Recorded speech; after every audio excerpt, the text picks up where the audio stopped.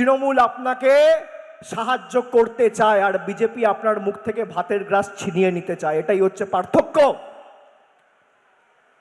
আপনারা বলুন না, আমি বলেছিলাম 100 দিনের আন্দোলন যখন আমরা দিল্লির বুকে করেছিলাম, বাংলায় নবজোয়ার করেছিলাম, যে হতে পারে 100 জন, 200 জন, 500 জন।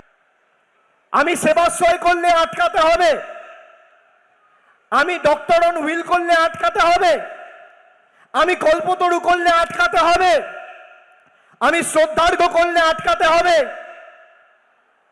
মমতা ব্যানার্জি 100 দিনের কাজের টাকা দিলে আটকাতে হবে। মমতা ব্যানার্জির সরকার আবাসের টাকা দিলে আটকাতে হবে। মমতা ব্যানার্জির সরকার চাকরি দিলে কোর্টে মামলা করে আটকাতে হবে।